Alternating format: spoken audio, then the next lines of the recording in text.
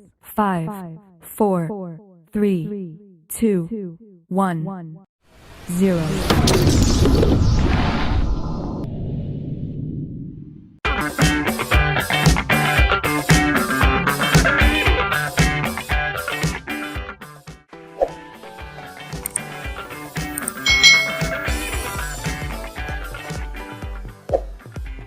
Halo adik-adik semuanya, selamat datang di channel YouTube Kak Citra.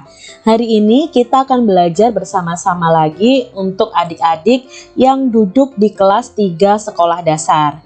Kita belajar untuk mata pelajaran tematik tema 1, subtema 2 tentang pertumbuhan dan perkembangan manusia. Pembelajaran yang pertama. Jadi kita sudah masuk nih di subtema 2. Kalau adik-adik baru bergabung di channel YouTube Kak Citra, kalian bisa lihat dulu subtema 1, pembelajaran 1 sampai 6. Baru kalian play untuk yang subtema 2 pembelajaran 1 ini. Langsung saja ya ke materinya. Mari kita pelajari faktor-faktor yang mempengaruhi pertumbuhan dan perkembangan manusia. Adik-adik pasti masih ingat bahwa ciri-ciri makhluk hidup salah satunya adalah tumbuh dan berkembang. Manusia adalah salah satu makhluk hidup ya. Kita bertumbuh dan berkembang terus-menerus. Dalam gambar ini ada gambar ketika bayi sampai dewasa. Pertumbuhan dan perkembangan manusia. Manusia merupakan salah satu makhluk hidup. Manusia memiliki ciri-ciri yang sama dengan makhluk hidup lainnya. Salah satu ciri manusia sebagai makhluk hidup adalah mengalami pertumbuhan dan perkembangan. Pertumbuhan manusia terjadi sejak di dalam kandungan. Setelah lahir, pertumbuhan manusia bertambah besar dari bayi hingga dewasa. Setelah dewasa, pertumbuhan manusia berhenti. Namun, perkembangan emosi dan pikiran manusia terus berkembang. Pertumbuhan dan perkembangan dipengaruhi oleh beberapa faktor. Jadi manusia itu selalu mengalami pertumbuhan dan perkembangan adik-adik dari bayi, lalu balita, anak-anak, remaja, dewasa. Nanti ketika kita sudah dewasa mungkin tinggi badan kita tidak bertambah, tetapi di situ terjadi perkembangan juga. Perkembangan secara emosi dan perkembangan secara pikiran manusia. Perhatikan gambar Udin berikut ini. Apa kamu dapat menemukan perubahan yang dialami Udin berdasarkan gambar tersebut? Nah, ini adalah gambar Udin ketika kecil ya adik-adik ya. Dari bayi yang hanya bisa digendong oleh orang tuanya, oleh ibunya, lalu bisa merangkak, lalu bisa berjalan ya. Nah, berarti di sini perubahan yang dialami Udin sejak bayi sampai saat ini adalah saat bayi kita belum bisa berjalan, lalu kita tumbuh dan kita bisa merangkak. Semakin lama kita bertumbuh, maka kita bisa berjalan. Ini adalah perubahan yang dialami oleh Udin dari sejak bayi. Begitu juga dengan kita. Tidak mungkin adik-adik saat kalian lahir dari kandungan ibu langsung kalian bisa jalan atau bisa lari langsung. Tidak, pastinya akan melalui tahap bayi dulu. Nah, bayi nanti bisa bangun, bisa tengkurap, lalu bisa merangkak, lalu bisa berjalan. Perhatikan kembali gambar Udin nih. Apa kamu dapat menemukan perubahan yang dialami Udin berdasarkan gambar tersebut? Nah, gambar yang pertama Udin minum susu. Gambar yang kedua Udin sudah mulai makan nih ya. Perubahan apa yang dialami Udin sejak bayi sampai saat ini? Ya, perubahannya adalah waktu kecil kita kadang hanya bisa minum susu dan belum bisa makan sendiri. Adik-adik waktu kecil pasti makannya disuapi oleh orang tua kalian. Nah, ketika kita bertumbuh dewasa, kebutuhan makanan kita akan bertambah adik-adik. Jadi tidak cukup hanya minum, tapi kita perlu makan makanan yang bergizi dan kita bisa makan sendiri. Jadi kemandirian, perkembangannya terus bertambah. Apakah kamu mengalami pertumbuhan dan perkembangan seperti Udin? Pasti mengalami ya adik-adik ya. Semua manusia pasti mengalami pertumbuhan dan perkembangan seperti Udin tadi. Cobalah mencari tahu dari orang tuamu tentang pertumbuhan dan perkembanganmu dari sejak lahir sampai saat ini. Coba adik-adik boleh tanya ke orang tua kalian, "Mah, waktu kecil aku itu bisa merangkak umur berapa? Bisa berjalan umur berapa? Lalu aku waktu kecil itu makannya bagaimana?" Nah, adik-adik bisa bertanya kepada orang tua kalian. Informasi yang dapat kamu tanyakan tentang pertumbuhan dan perkembangan, misalnya berat dan tinggi badan saat lahir. Nah, kalian bisa tanya, "Mah, waktu aku lahir berat badanku berapa dan tinggi badanku berapa?" Selain itu, kamu juga dapat mencari informasi mengenai kemampuanmu dalam merangkak dan berjalan. Nah, kalian bisa tulis nih, "Oh, aku lahir dengan berat badan sekian, tinggi badan sekian, aku bisa merangkak pada umur sekian, aku bisa berjalan pada umur sekian." Misalnya seperti itu adik-adik. Adik-adik bisa tulis tuh informasi tentang pertumbuhan dan perkembangan kalian. Manusia sebagai makhluk hidup mengalami pertumbuhan dan perkembangan. Bertambah berat serta tinggi badan merupakan salah satu contoh pertumbuhan. Kekuatan tangan manusia juga mengalami pertumbuhan, mengalami perkembangan juga. Contohnya seperti yang terlihat pada gambar.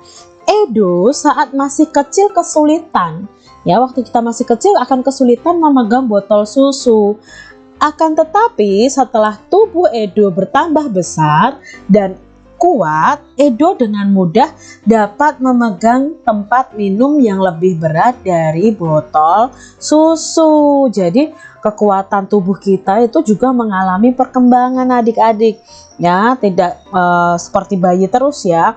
Kalau bayi mengangkat barang sedikit mungkin berat, tapi untuk bertambahnya waktu kita menjadi dewasa itu kita bagian tubuh kita itu juga berkembang, juga kekuatannya bertambah.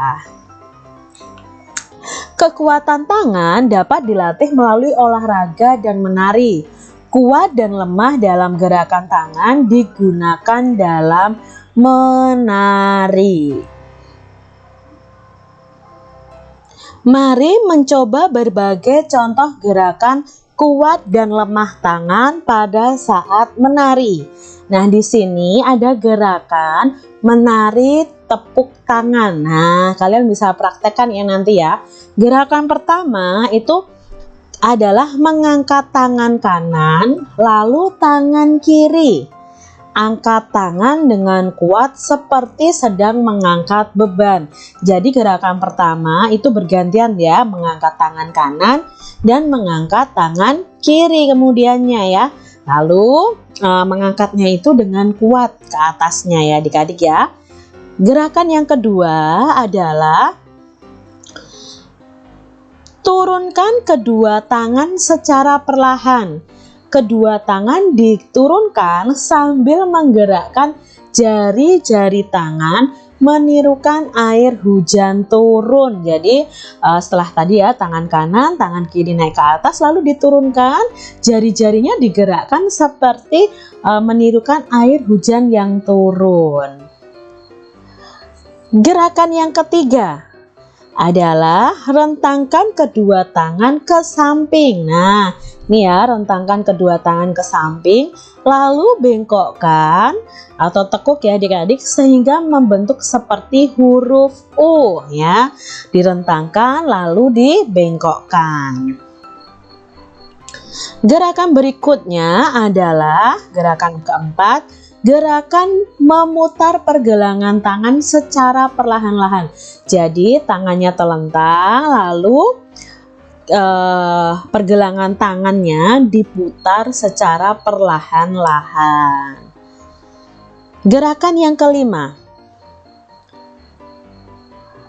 Mengacungkan tangan ke depan dengan kuat, lalu membalikkan kedua telapak tangan dengan arah yang berbeda. Jadi misalnya mengacungkan tangannya ke depan, membalikkan kedua telapak tangan dengan arah yang berbeda. Jadi misalnya telapak tangannya menghadap ke bawah, berarti dibalikkan ke atas, ke bawah, ke atas, begitu adik-adik. Itu gerakannya. Lalu gerakan yang keenam adalah bertepuk tangan. Tepuk tangan dapat divariasikan dari gerakan yang lemah sampai kuat. Misalnya bertepuk dengan 2 jari dulu, lalu 4 jari, lalu 6 jari, 8 jari, dan yang terakhir adalah 10 jari. Jadi adik-adik bisa melakukan yang terakhir adalah tepukan tangan ya, setelah melakukan gerakan yang pertama sampai yang ke-5. Nanti kalian bisa cari contohnya di YouTube ya adik-adik ya, tentang tarian tepuk tangan ini. Badan kita mengalami pertumbuhan, kemampuan kita pun mengalami perkembangan. Pada saat kelas 1, kalian baru belajar nama dan lambang bilangan sampai bilangan puluhan. Lalu berkembang menjadi bilangan ratusan di kelas 2 ya adik-adik ya. Dan di kelas 3 ini kita sudah belajar sampai ribuan. Nanti kalian naik lagi juga akan belajar sampai puluh ribuan. Nah, kalian juga belajar penjumlahan dan pengurangan. Kalau di kelas 1 penjumlahan dan pengurangannya masih sangat sederhana. Lalu berkembang di kelas 2 dan di kelas 3 ini kita sudah belajar penjumlahan angka ribuan. Mari kita coba mempelajari penjumlahan bilangan ribuan menggunakan teknik menyimpan untuk meningkatkan pemahaman. Yuk kita pelajari adik-adik. Contoh penjumlahan tanpa teknik menyimpan. Nah, sekarang kita mau belajar dulu penjumlahan yang tanpa teknik menyimpan. Kak Citra punya penjumlahan ini, 2653 ditambah 3302. Nah, kita susun ke bawah dulu adik-adik. Lalu kita jumlahkan dari satuannya. Ingat ketika kita membuat penjumlahan bersusun ke bawah ini, cara pendek ini harus diletakkan sejajar, satuan dengan satuan, puluhan dengan puluhan, ratusan dengan ratusan, lalu ribuan dengan ribuan. Kita jumlahkan dari belakang adik-adik. 3 ditambah 2 ya 5. 5 tambah 0 5. 6 tambah 3 9, lalu 2 tambah 3. Ya, 2 tambah 3 adalah 5. Berarti hasil penjumlahan ini adalah 5.955. Tidak ada teknik menyimpan ya. Kita masih punya contoh lagi nih. Kerjakan latihan berikut ini ya. Kak Citra punya penjumlahan ini. Nah, sebelum Kak Citra bahas, kalian bisa pause dulu untuk video Kak Citra ini. Kalian coba kerjakan deh soal dari Kak Citra ini ya. Baru nanti kalau kalian sudah menjawab, kalian play lagi. Kita cek bersama-sama apakah jawaban kalian dan jawaban Kak Citra benar. 3 ditambah 4 sama dengan 7. 9 ditambah 0 ya 9. 6 ditambah 2 8, lalu kita beri tanda titik. 1 tambah 5 6, berarti hasilnya 6.897. Soal berikutnya, 4025 ditambah 1102. Nah, kita tambahkan nih, 5 tambah 2 ya 7, 2 tambah 0 ya 2, 0 tambah 1 1, 4 tambah 1 5, berarti hasilnya 5127. Soal berikutnya adik-adik, 7143 ditambah 1602. 3 ditambah 2 5, 4 ditambah 0 4, 1 ditambah 6 7 ditambah 1, 8. Berarti hasilnya 8.745.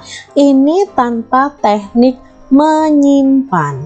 Nah, sekarang kita belajar untuk penjumlahan dengan teknik menyimpan.